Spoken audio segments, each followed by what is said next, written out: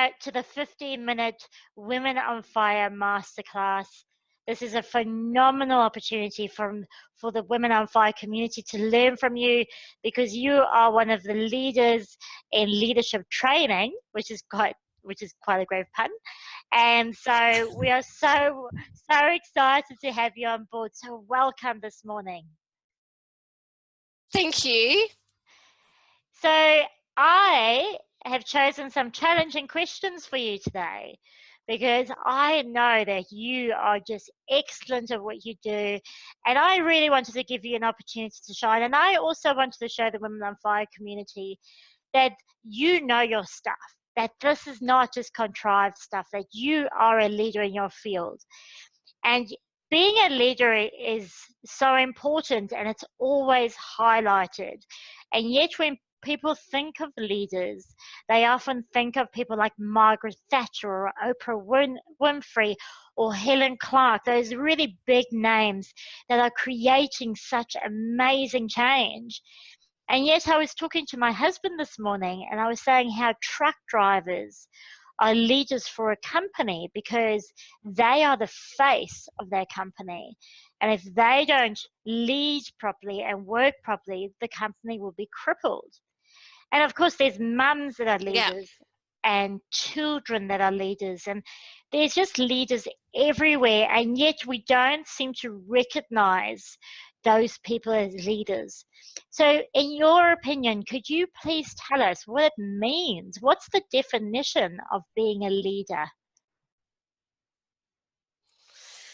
It's a great question. I think in terms of, the space that we work in, my definition of leadership is making a difference, being true to who you are, being authentic, but serving others, being the best that you can be for yourself, but also, inspiring, encouraging, motivating others to be the best they can be. I think that sometimes we get a little bit frightened about the term leadership, or we see leadership about role. We see about title, like I have to be a managing director, or I have to be a CEO, or I have to actually have that in my title to maybe even see myself as leaders. But as you were saying before, like, leaders are everywhere. And there's this great TED talk called Lollipop Leadership, and he talks about how we have got kind of scared about this term leadership because we've made it bigger than what it is. We kind of look at Gandhi and Oprah Winfrey, and we think, well, that's leadership, and I can never ever aspire to that. But there's leadership within all of us, and we're all leaders, because it's about those little lollipop moments, those moments where we are making a difference to each other's lives. And, by making a difference to each other's lives, and if you think about people that have made a difference to you, they're leaders, and therefore you are a leader by going out there and also making a difference to other people's lives as well. Yeah, I really love that. It is about creating change and creating a difference. And it doesn't matter if it's in your corporate environment, in your home environment, in your business, in your local community, or on a larger scale. We can all be leaders, and we are all leaders, which is so wonderful. That's awesome. Yes. Yeah. So as you mentioned, so as a leader, we need to be able to create change. And it takes certain traits and qualities to be able to mobilize people to create change. So what qualities and traits do female leaders need to become exceptional leaders in their own right?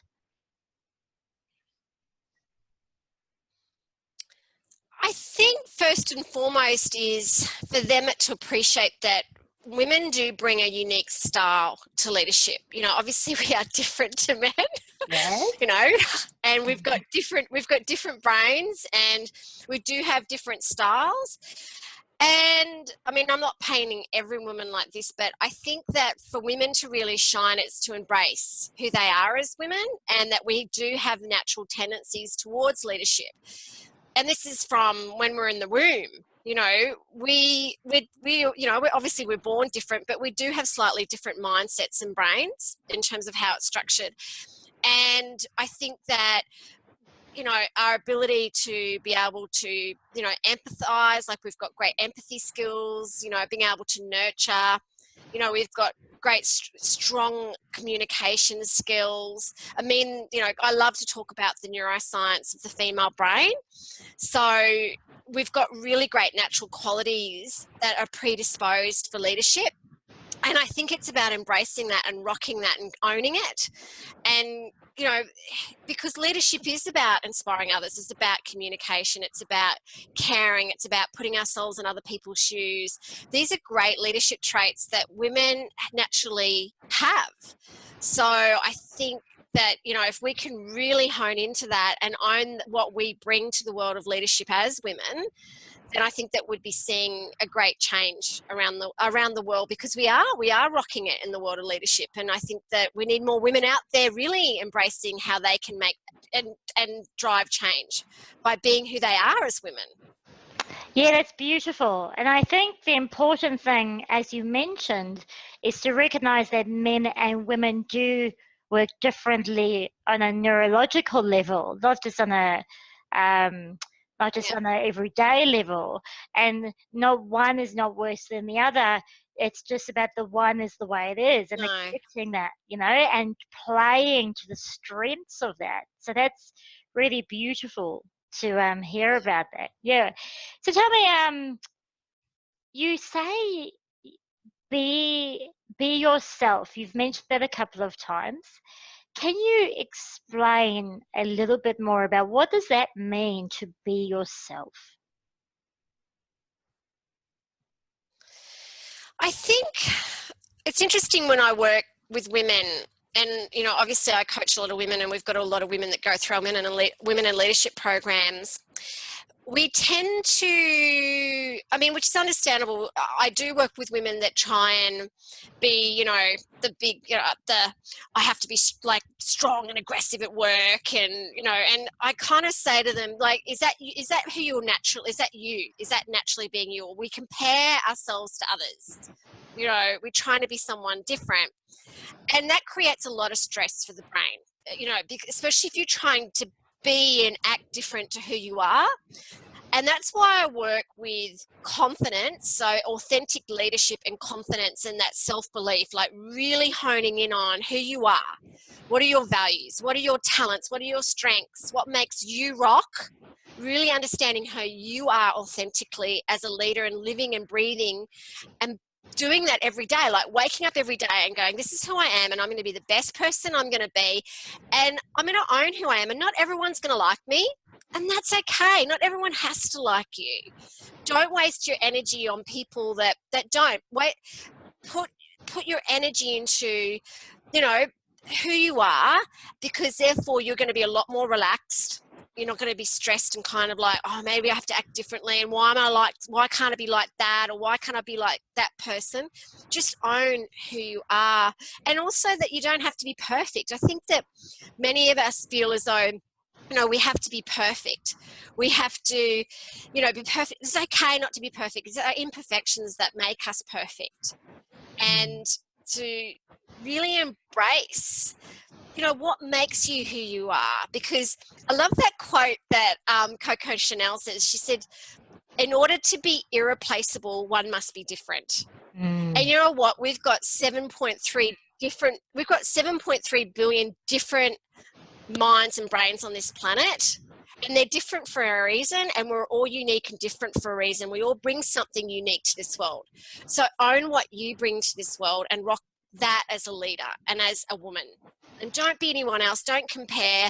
Just understand who you are and love who you are. And so, once again, I just love that. And so they say that the one thing that all successful people have in common is that they are different, that they understand what makes them different and have honed in on that. Because we follow people who have a strong vision. We follow people who will not compromise on that vision. And we follow people who we believe will carry us through adversity And as you were saying, you mentioned all those beautiful things like values and beliefs, and a strong leader does have those, as you mentioned, which is wonderful. And so this is an interesting... Yeah, it was interesting. Oh, carry on. Mm-hmm. But I was going to say yesterday. Oh, no, I was going to say yesterday I had this interesting meeting with this CEO of this fantastic company that he's building. He's got a great vision for his business, and he was talking to me about this collective leadership group that they're building, and it was pretty cool what he's trying to build in terms of his vision.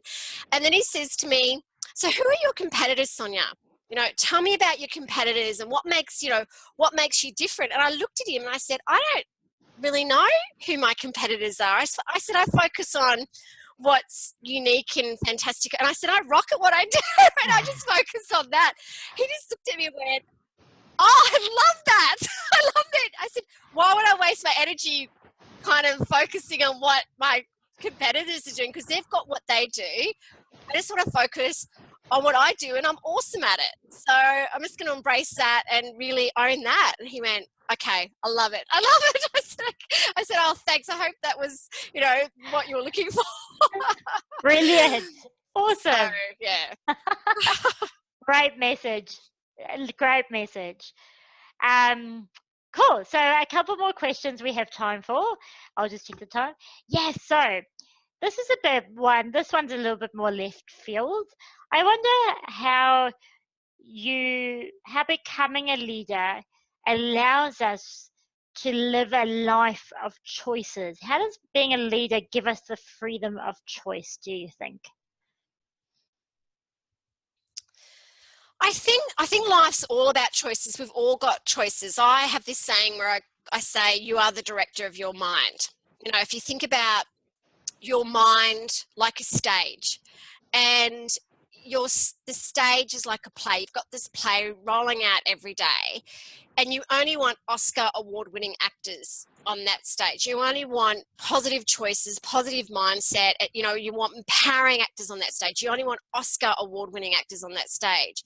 And I think every single day it's about choices. It's about what actors or thoughts we allow on that stage. And I think that when it comes to leadership, if we choose every day to wake up and go, "Today, I'm going to be the best I can be.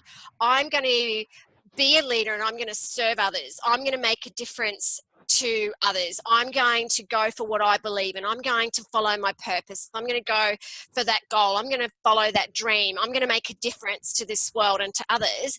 They're choices. You can choose them or you can choose not. Yeah. It's up to you. I obviously choose yes, because for me, and even at the end of every day, I reflect and go, "Okay, what choices did I make today? What would I do differently?" And that's what life is, way too short to let anyone else run it but yourself. So stand up, do it, be it, and own it, and make the choice to be a leader, because every one of us is a leader. We just have to choose it. Yeah, and that's so great, because I have found that a lot of people think that their choices are external.